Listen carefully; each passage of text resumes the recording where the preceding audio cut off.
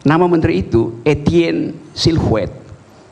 Dari kata itulah, dari perilaku buruk si menteri itu, kita punya istilah sekarang siluet. Nah, saya nggak tahu siluet siapa yang akan kita gambarkan besok pagi di negeri ini. Karena kita tahu perilaku buruk itu juga harus dipahami publik tuh. Jadi berupayalah untuk menahan kejengkelan saudara-saudara, karena PR saudara dibaca sebagai siluet oleh publik. Anda bikin retorika, fungsi retorika itu adalah membungkus logika. Baju dari logika dan retorika. Tapi kalau baju Anda kegedean, logikanya tertutup, maka Anda terlihat sebagai siluet, sekedar sebagai siluet. Jadi jangan jadi siluet kalau mau jadi juru bicara pemerintah tuh. Terima kasih.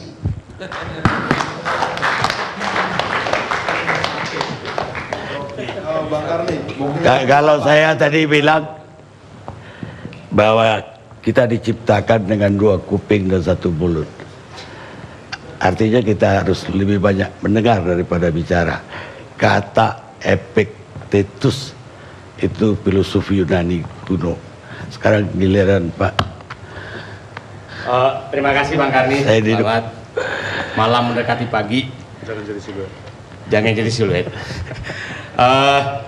Mudah-mudahan saya tidak menambah orasi dan persepsi.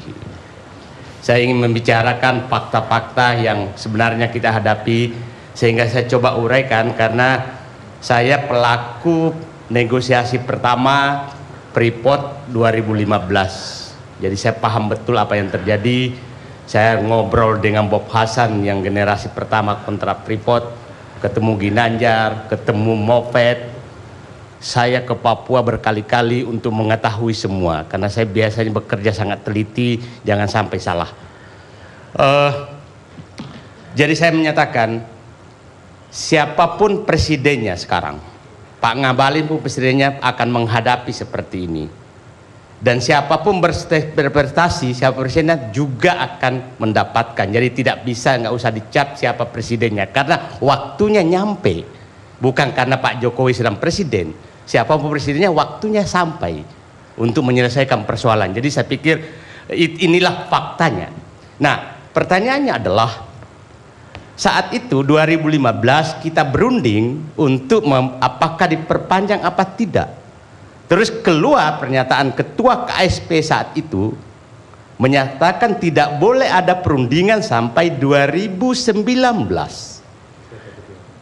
Pak Luhut saat itu. Nah, karena Undang-Undang Minerba menyatakan 2 tahun sebelum habis kontrak baru boleh meminta perpanjangan, sehingga kami berunding dimarahi. Oke, tapi sekarang sudah nggak dimarahin kan, walaupun belum 2019. Nah, kenapa kita berunding begini kejadiannya? Ini harus ada investasi bawah tanah. Kalau tidak terjadi investasi bawah tanah, maka sebenarnya akhir tahun ini akan terjadi penutupan tambang atas tanah. Ya, tapi kami dimarahi Pak dulu tuh. Jadi saya juga ternyata dimarahi itu bukan karena substansi, mungkin karena orangnya nggak cocok maka dimarahi. Jadi berhentilah mencap orang, tapi substansi lah dibahas. Nah, sehingga muncullah kasus puncaknya Papa minta saham. Papa minta saham membubarkan semua negosiasi-negosiasi yang ada. Oke? Saya ingin mencoba membicarakan realitas yang kita hadapi. Ada 5 hal yang saya coba uraikan Bang Karni. 1, kenapa sih Freeport selalu ribut? Yang kedua, kenapa proses perpanjangan selalu rame mulai 2015? Yang ketiga, kenapa harus diambil alih? Keempat, bagaimana seharusnya pemerintah mengambil alih? Dan terakhir saya minta menyampaikan saran, Pak Ngabalin menyampaikan ke Presiden, kalau Presiden belum tidur, solusi apa yang sebaiknya Presiden ambil.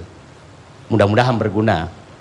Pertama, ini selalu ribut karena mohon maaf aja di Freeport ini benalu-benalu banyak sekali Pak. Dan benalunya tuh toko-toko di Jakarta. Saya paham Pak, orang Freeport buka ke saya. Jadi pada saat saya bicara begini, saya orang peneliti. Saya bilang saya tidak suka berunding panjang-panjang. Saya hanya tahu bahwa perusahaan tambang sebesar ini, seperti ini di Kanada dan di New Zealand yang paling bagus tambangnya, itu penerimaan negara sekitar 60%. Kembali ke negara dalam berbagai bentuk, royalti, pajak, dan lain-lain. Saya hitung saat itu dari Freeport sekitar rata-rata 42% termasuk dividen. Saya bilang saya minta naik 60. Langsung dijawab, saya bersedia. Saya kaget, kok bersedia? Tapi tolong saya dibantu. Saya bilang apa dibantunya? Bantu saya membersihkan benalu-benalu. Kami juga sudah capek tertekan di Indonesia. Jadi itu yang paling penting saya pegang. Sudah capek tertekan.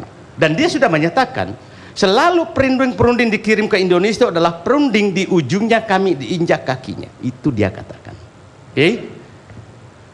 Nah saya bilang, kenapa Anda percaya ke saya? Dia bilang kami udah telusuri siapa Anda sebenarnya. Jadi kira-kira itu benalu-benalunya itu bukan di luar negeri, ada di negara kita.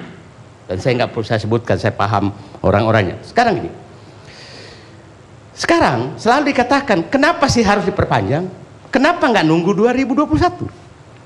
Ada dua persoalan yang kita harus hadapi secara realistis. Satu, kalau nunggu sampai 2021 maka investasi bawah tanah, tambang bawah tanah yang sekarang sudah 600 km stop. Itu 20 miliar dolar. Oke? Kalau itu berhenti, maka tutup tambang atas tanah, dan ini juga akan tutup nih. Karena sudah habis. Maka ekonomi Papua bermasalah. Maka timbul dua masalah kalau ini tunggu. Satu, ada yang menyatakan, masuklah kita arbitrase. Oke. Di bangku kuliah bisa. Persoalannya, tambang ini itu 24 jam dijaga Pak Karni. Ada goyang sedikit maka langsung ditempel di palu supaya jangan runtuh. Ahli tambang pasti paham, tambang yang runtuh tidak akan bisa kita masuk lagi. Itu clear. Jadi apakah kita mau zero sum game atau cari win-win solution? Itu yang nah, yang kedua, tambang ini, Freeport ini daerah tertutup. Sekali tambang tidak dioperasikan, maka semua orang bisa masuk.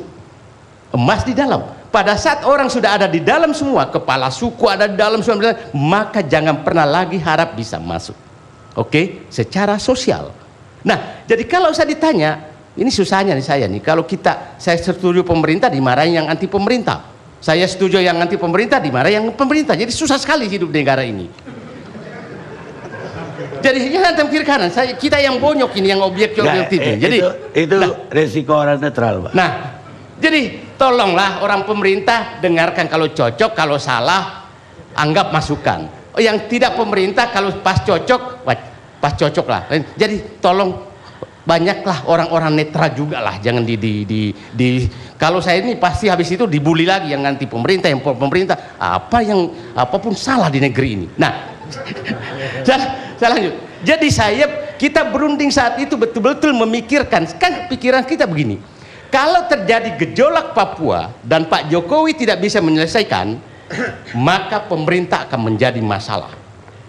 Itu pikiran kita. Nah, tapi jangan juga ada orang mencap seakan-akan karena Presiden Jokowi ini selesai. Bukan, waktunya nyampe siapapun presidennya. Dan semua presiden yang saya paling nggak suka, Pak, mohon maaf, ini publik mendengarkan, selalu menyatakan ini pemerintahan masa lalu, ini pemerintahan sekarang. Semua pemerintahan itu pasti menerima hasil dan menerima masalah. Jadi kalau pada saat Pak Jokowi meresmikan tol, rezekinya dia meresmikan tol. Tapi yang membangun belum tentu dia. Tapi nggak usah menyatakan ini pemerintahan. Jadi udahlah, anggap negara ini dibangun bersama-sama mulai pemerintahan dulu sampai sekarang, nggak usah di-cut-cut.